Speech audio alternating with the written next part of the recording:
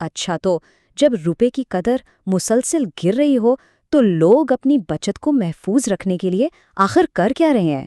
آج ہم ایک ایسے ہی ڈیجیٹل حل پر بات کریں گے جو پاکستان میں، آپ مانے یا نہ مانے، تیزی سے مقبول ہو رہا ہے، یعنی ڈیجیٹل ڈالرز۔ دیکھیں، یہ سوال صرف ماہرین معیشت کے لیے نہیں ہے، بلکہ یہ ہم سب کے لیے ہے۔ ہر اس شخص کے لیے جو اپنی محنت کی کمائی کو مہنگائی سے بچانا چاہتا ہے۔ اور سچ پوچھیں تو یہی وہ بنیادی پریشانی ہے جس نے پاکستان میں بہت سے لوگوں کو ایک بالکل نئی ڈیجیٹل ٹیکنالوجی کی طرف متوجہ کیا ہے۔ تو اس مسئلے کا ایک بہت ہی دلچسپ حل اسٹیبل کوائنز کی شکل میں سامنے آیا ہے۔ آپ یوں سمجھ لیں کہ یہ ڈیجیٹل دنیا میں امریکی ڈالر کا کام کرتے ہیں۔ چلیں ذرا گہرائی میں جا کر دیکھتے ہیں کہ یہ آخر ہیں کیا اور یہ کام کیسے کرتے ہیں۔ بہت سادہ الفاظ میں اسٹیبل کوائن ایک ڈیجیٹل ٹوکن ہے جس کی قیمت امریکی ڈالر کے بالکل برابر رکھنے کی کوشش کی جاتی ہے۔ یعنی اگر کسی کے پاس ایک USD اسٹیبل کوائن ہے تو اس کی قیمت ہمیشہ ایک امریکی ڈالر کے آس پاس ہی رہے گی۔ یہی وہ چیز ہے جو اسے دوسری کرپٹو کرنسیز سے بالکل الگ بناتی ہے۔ یہاں فرق بالکل صاف نظر آتا ہے۔ ایک طرف بٹ کوائن ہے جس کی قیمت ایک ہی دن میں ہزاروں ڈالر اوپر نیچے جا سکتی ہے، لیکن دوسری طرف اسٹیبل کوائنز ہیں جن کا مقصد ہی قیمت کو مستحکم یعنی اسٹیبل رکھنا ہے، اور یہی استحکام انہیں روزمرہ کے مالی لین دین کے لیے زیادہ قابل اعتماد بناتا ہے۔ تو سوال یہ پیدا ہوتا ہے کہ پاکستان میں لوگ بٹ کوائن جیسی مشہور کرپٹو کرنسیز کے بجائے ان ڈیجیٹل ڈالرز کو کیوں ترجیح دے رہے ہیں؟ اس کی کچھ بہت ٹھوس اور عملی وجوہات ہیں۔ پہلی اور سب سے بڑی وجہ تو بالکل واضح ہے۔ جب روپیہ کمزور ہوتا ہے تو لوگ اپنی بچت کو ڈالر کی شکل میں محفوظ کرنا چاہتے ہیں تاکہ اس کی قدر کم نہ ہو۔ دوسرا، یہ کرپٹو ٹریڈرز کو مارکیٹ کے شدید اتار چڑھاؤ سے بچنے کے لیے ایک محفوظ پناہ گاہ فراہم کرتا ہے۔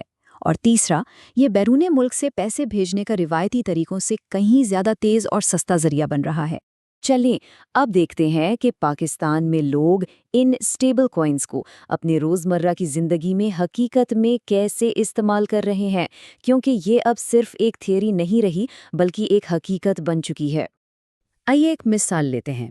فرض کریں کسی کا کوئی عزیز دبئی میں کام کرتا ہے۔ وہ وہاں سے اسٹیبل کوائنز بھیجتا ہے جو چند ہی منٹوں میں پاکستان میں موجود ڈیجیٹل والیٹ میں پہنچ جاتے ہیں۔ اس کے بعد یہاں بیٹھا شخص انہیں کسی بھی مقامی ایکسچینج سے پاکستانی روپے میں بدلوا لیتا ہے، وہ بھی بینکوں کی لمبی قطاروں اور بھاری فیسوں کے بغیر۔ پیسے بھیجنے کے علاوہ ٹریڈرز اپنی رقم کو مارکیٹ کے شدید اتار چڑھاؤ سے بچانے کے لیے عارضی طور پر اسٹیبل کوائنز میں رکھتے ہیں۔ کچھ لوگ تو انہیں ڈی سینٹرلائزڈ فائنانس یعنی DeFi میں بھی لگاتے ہیں، جو ایک طرح کا خودکار ڈیجیٹل بینکنگ سسٹم ہے جہاں اپنی رقم قرض پر دے کر منافع کمایا جا سکتا ہے۔ لیکن یہاں یہ یاد رکھنا ضروری ہے کہ یہ ایک بہت ہی پرخطر میدان ہے۔ تو یہ سب سننے میں تو بہت اچھا لگتا ہے نا؟ لیکن اب بات کرتے ہیں اس کی سب سے بڑی رکاوٹ کی، اور وہ ہے پاکستان میں اس کی قانونی حیثیت، جو اس وقت ایک بہت بڑا سوالیہ نشان بنی ہوئی ہے۔ یہ سرکاری موقف بہت واضح ہے۔ اس کا سیدھا مطلب یہ ہے کہ اگر کسی کے ساتھ کوئی دھوکہ دہی ہوتی ہے یا پیسے ڈوب جاتے ہیں تو اسے کوئی قانونی تحفظ حاصل نہیں ہوگا، کیونکہ ریاست انہیں کرنسی مانتی ہی نہیں ہے۔ اس گرے زون کا مطلب یہ ہے کہ لوگ ایک ایسے میدان میں کھیل رہے ہیں جہاں کوئی اصول اور ضابطے نہیں ہیں۔ جو ایکسچینجز کام کر رہی ہیں وہ غیر منظم ہے، اور حکومت کسی بھی وقت ان کے خلاف کارروائی کر سکتی ہے، جس سے ساری کی ساری سرمایہ کاری خطرے میں پڑ سکتی ہے۔ تو ایک طرف تو آپ اپنی بچت کو مہنگائی سے بچا سکتے ہیں اور عالمی مالیاتی نظام تک رسائی حاصل کر سکتے ہیں، لیکن دوسری طرف یہ سب کچھ قانونی دائرہ کار سے باہر ہو رہا ہے، جس کا مطلب ہے کہ سارا خطرہ آپ کا اپنا ہے اور کسی بھی نقصان کی صورت میں کوئی مدد کو نہیں آئے گا۔ تو ان حالات میں آگے کیا ہو سکتا ہے؟ کیا پاکستان میں اسٹیبل کوائنز کا کوئی مستقبل ہے یا حکومت ان پر مکمل پابندی لگا دے گی؟ یہ ایک اہم سوال ہے۔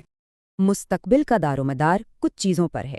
اگر حکومت واضح قوانین بنا دیتی ہے تو یہ مارکیٹ بہت تیزی سے ترقی کر سکتی ہے، لیکن اگر اسٹیٹ بینک اپنی ڈیجیٹل کرنسی لے آتا ہے تو ہو سکتا ہے کہ لوگ اسے ہی ترجیح دیں، اور اگر روایتی بینک مہنگے ہی رہے تو لوگ ایسے متبادل راستے تلاش کرتے ہی رہیں گے۔